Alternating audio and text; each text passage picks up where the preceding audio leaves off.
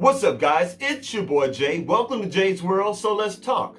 You know how we do it, so let's get into it. And welcome to another edition of Jay Topics. Okay, guys, this is a sad one for me. A very, very sad one for me. First of all, I would like to extend my heartfelt condolences to the entire family of legendary, iconic comedian, writer, actor, producer, Mr. Paul Mooney. Yes, we lost Paul Mooney last week. He was 79 years old. He according to reports, he did die at home. He suffered a heart attack. Yeah, very, very, very, very sad. I know Paul had actually been suffering for a little over a year, according to his family. Apparently, Paul Mooney he was like, okay, they didn't exactly say that he had Alzheimer's, but he was suffering from dementia, which does happen. And to my knowledge, dementia is sort of in that same realm of Alzheimer's, So it was kind of that whole thing going on. And he actually hadn't been on stage for maybe a couple years at least, He pretty much retired because his memory was just failing him. And y'all, just on a personal note, Paul Mooney was one of my heroes. I absolutely adored Paul Mooney. I've loved Paul Mooney since I was a kid. Paul Mooney, he was just amazing. And I do have a Paul Mooney story to share with you guys. Many, many years ago, when I lost my mother, I was very, very depressed and just wasn't in the greatest moods or even just the greatest space in my own personal life. And I actually went to see Paul Mooney downtown St. Louis at a comedy club that was downtown on the Landing. And yeah, it was just amazing. Y'all, literally just to witness the genius of Paul Mooney. And now granted, I was very, very close to Paul Mooney. I'm talking, I had like front row, which by the way is just frightening for anybody to ever, let me tell you something. To go to a black comedian's show and to have front row seats, no one wants to do that. And I look, y'all, it was a really good show. And the opening comedians for Paul, y'all, they roasted me. They tore me up on that front row. And that's just what black comedians do. If you go to a black comedian show and you sit on that front row, you will get roasted. But y'all, it was okay because I wanted to see one of my heroes.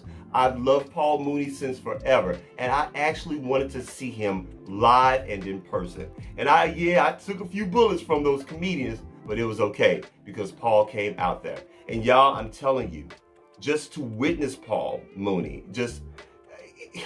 he was just brilliant. Not only was he incredibly funny, he was just smart, he was intelligent, and he spoke the truth. He literally was the living, breathing embodiment of the truth. He was. He was unapologetically black. If unapologetically black was a person, Paul Mooney would be it. Y'all, he really was. He was. And look, and on top of that, get this. After the show, I actually got to meet Paul Mooney face to face. Yeah, there was he did a meet and greet and he was signing autographs. And I do have that autograph somewhere. I don't know where it is, but he was definitely signing autographs. And I actually got a picture of him, with me and him. I cannot find that picture, y'all, and I'm so sick about it. But yeah, I actually met Paul Mooney. I shook his hand and I actually told him how his greatness affected my life. And he could not have been more gracious and more kind to me, And I really didn't know how he was going to respond, because seeing Paul Mooney on stage and how quick and fast he was and how he was just laser sharp with his tongue, I was like, I don't know what I was expecting, but he was just so gracious and so nice and so kind. And he took a picture with me and actually took a picture with me and my friends. So it was just an amazing experience. Paul Mooney was an amazing comedian and amazing humanitarian. He did so much for our culture. Again, my heart just goes out to his family, his friends, his loved ones, and we the fans. Paul Mooney, I love you, brother. I know you are up in heaven right now, making those angels laugh. because you definitely blessed us with your great gift here on earth. Paul Mooney, rest in power. You are now one of the ancestors. Next, I want to talk about Kandi Burris versus Wanya Morris. That's right. Now, look, guys, this story happened last week, but I did want to touch on it just a little bit. Okay, so just to take you back to what happened, or to bring you to speed, Kandi Burris did an interview with Eddie Levert, the Eddie Levert of the OJs. He was just asking, they were talking about the music industry and all of her experiences. And Eddie Levert actually asked Kandi Burris what was one of her worst experiences ever in the music industry. So from there, Kandi Burris, she answered him honestly. She said, one of her worst experiences was dealing with the group Boyz II Men. They're legends as well. Basically, to make a long story short, she said that she approached them about how they were to do the splits. And if you don't know anything about the music industry, basically doing the splits are when songwriters collaborate on a particular song and they pretty much decide, how they're going to split, the royalties, what portion goes to this person for, contributing the chorus, or what portion goes to this person for contributing a few lines here and there, doing the splits, it's different for every artist, every songwriter, blah, blah, blah. And she said in the short of it that just her asking that question made them angry. And she said they were just very disrespectful to her, and they refused to answer her, and she said it was just a really, really bad experience. Okay, she didn't call anyone out specifically. She just said that was one of her worst experiences. Well, Wanya Morris, lead singer. He's one of the lead singers. He's the big brother, kind of the chubby dude of Boyz II Men. Did not like Kandi Burris's response. So he responded to her by saying that, she had some nerve to even, say that about them, and,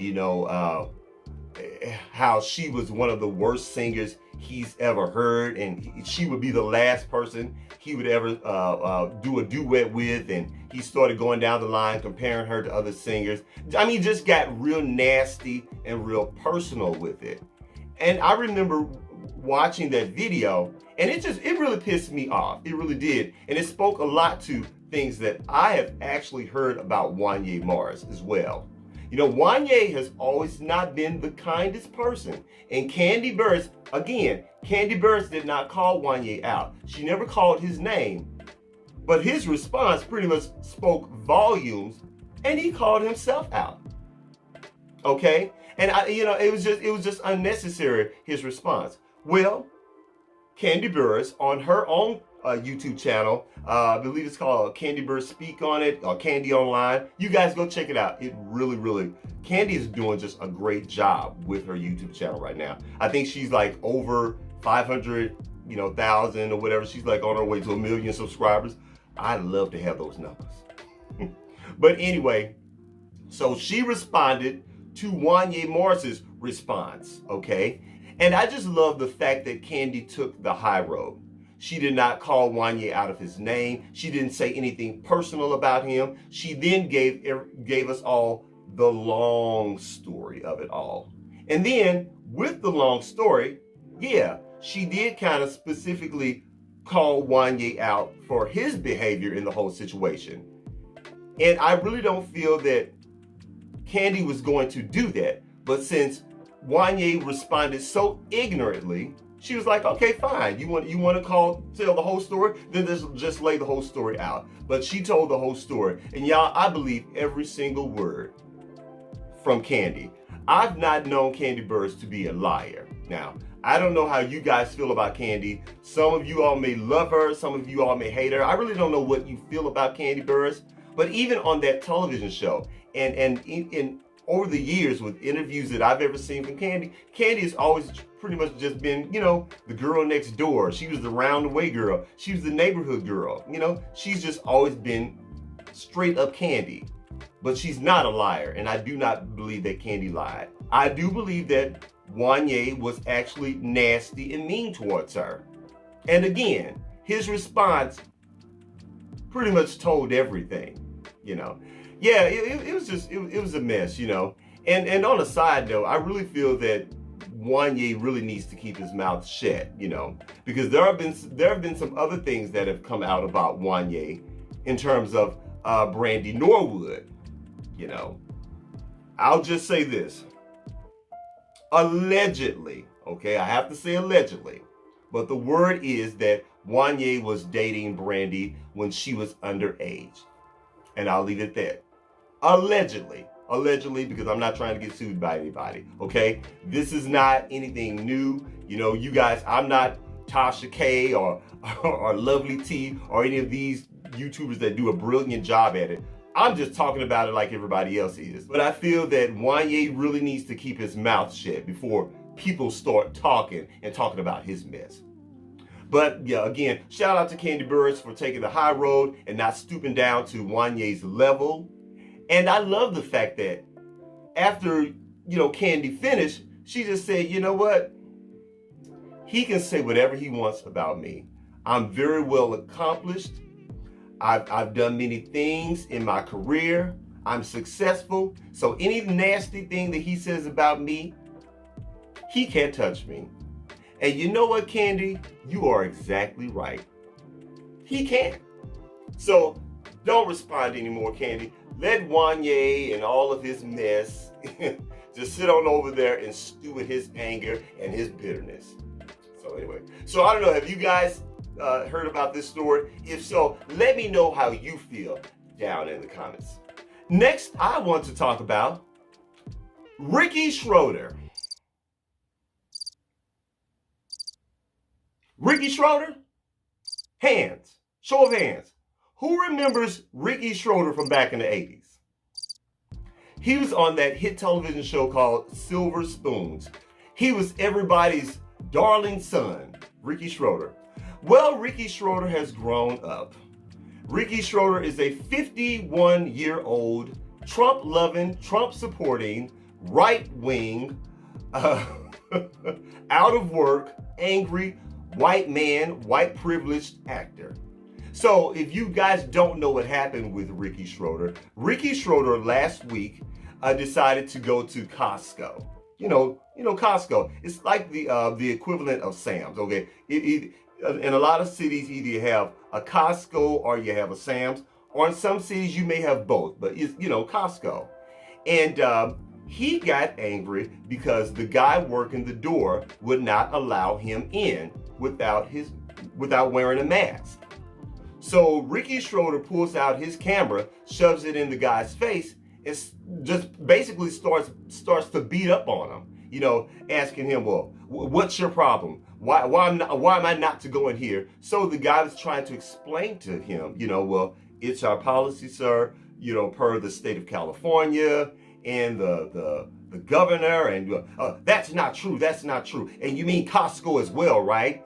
I mean, just totally beating up on the guy, would not let the guy finish. He asked the guy's name. I mean, first of all, I don't know this man that was working the door, but can you imagine you're coming to work, just trying to do your job. You're a frontline worker. You're an essential worker. You work at Costco. To my knowledge, Costco never closed during the pandemic. Just doing your job. And for some right-wing hack to shove a camera in your face and start badgering you about your company's policy. Again, this man was doing his damn job. And the last thing he wanted to do was to have a camera shoved in his face. It was just ridiculous. Schroder, you're an asshole. You, sir, are an asshole.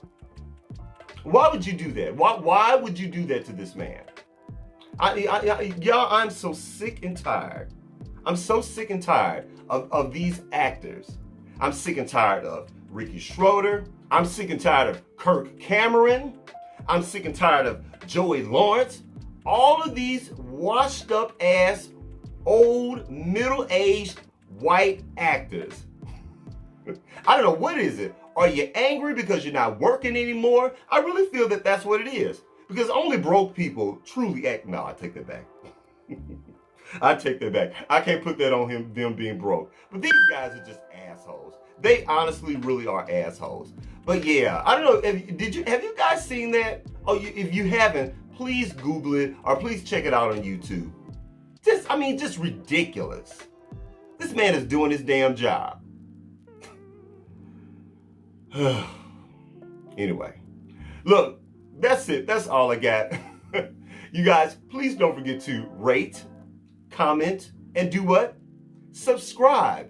Please subscribe to my channel. And after you subscribe, please don't forget to head on over to Instagram and check me out at jaysworld.tv. That's JAISWORLD.tv on Instagram.